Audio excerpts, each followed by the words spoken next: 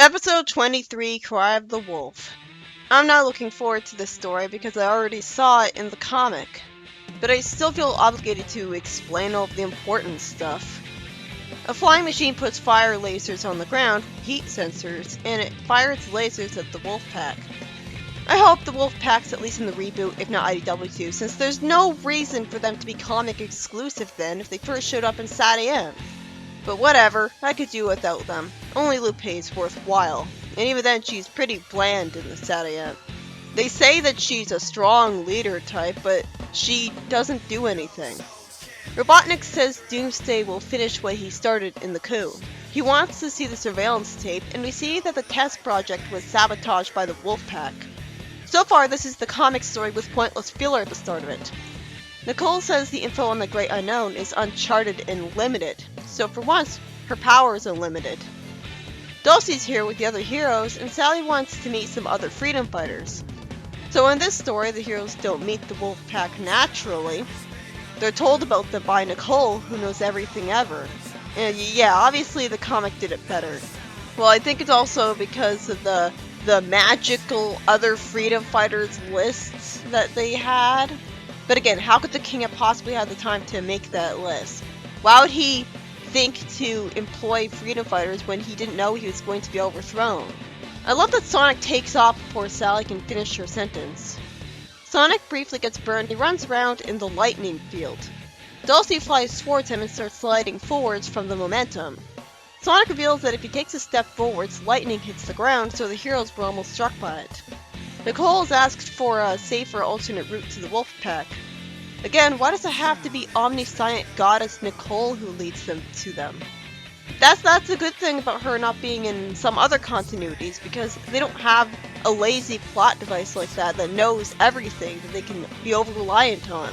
The closest they have to that is Tails. She magically translates the Wolfpack's hieroglyphics warning about a curse. Shut up, Antoine.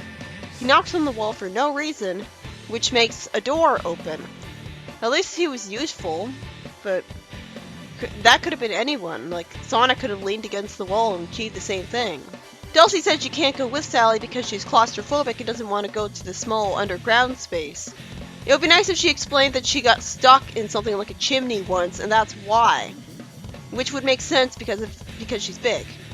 Dulcie says she can fly over the canyon and meet them on the other side, but since Sonic doesn't want her to be useful, I guess, she agrees to fly to Knothole.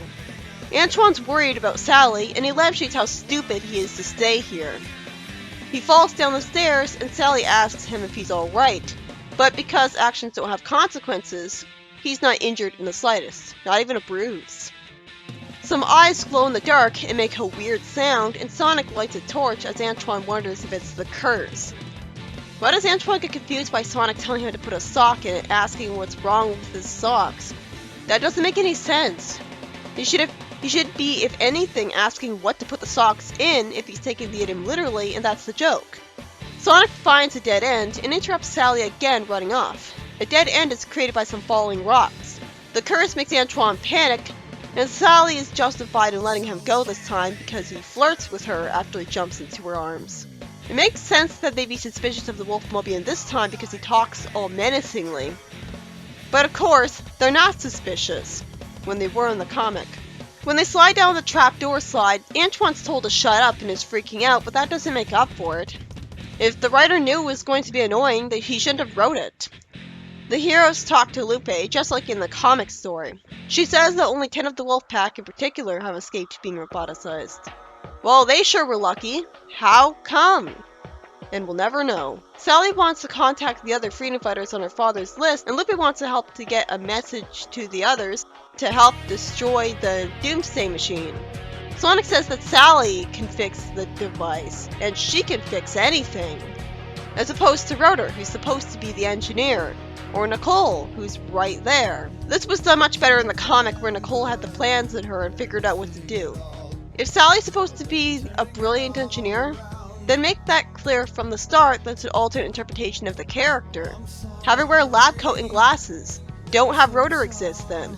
Have her say that she has a 300 IQ. She can fix anything.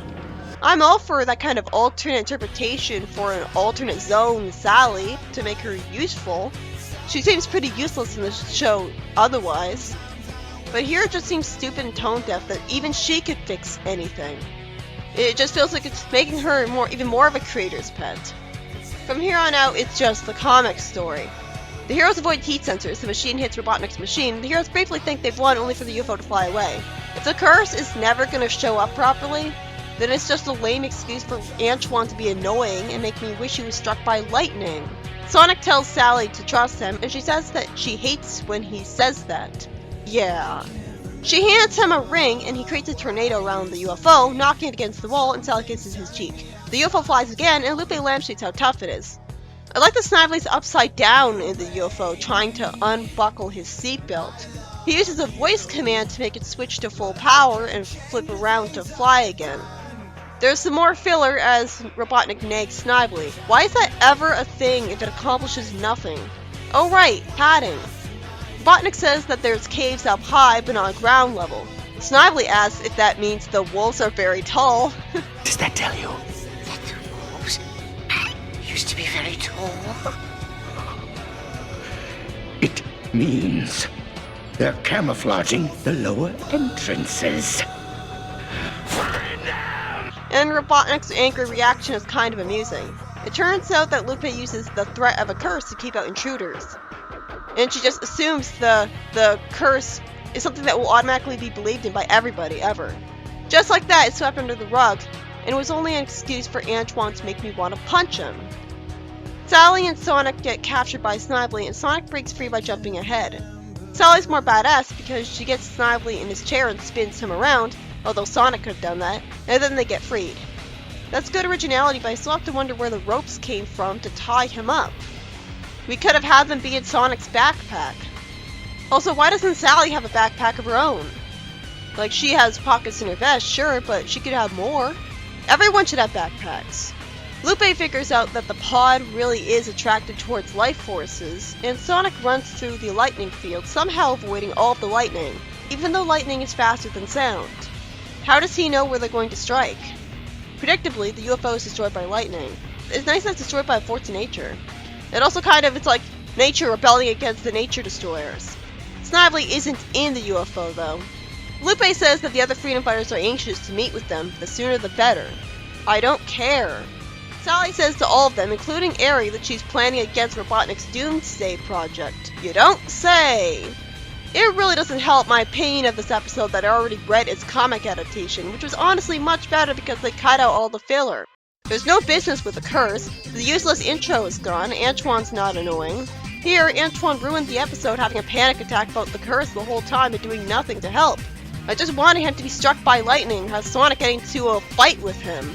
It should be better than the comic issue because there's motion, so you know what's going on better and the action is more interesting. But thanks to Antoine, it isn't. He really needs to take a chill pill, and I mean literally. I think there's something legitimately wrong with him. But combine that with the episode where he had a freak out over Sonic making his house all messy. Why doesn't he quit the Freedom Fighters if he's so scared that even Porker looks brave and dedicated in comparison? His whole role in the group is forced because there's no way a nervous wreck like him would stay with them, Sally or not. Other than that, same plot as in the comic. A heat-seeking UFO is defeated by lightning. We could have skipped straight to that part and ended the whole issue right there. If only Antoine went home with Dulcie, then it'd be alright.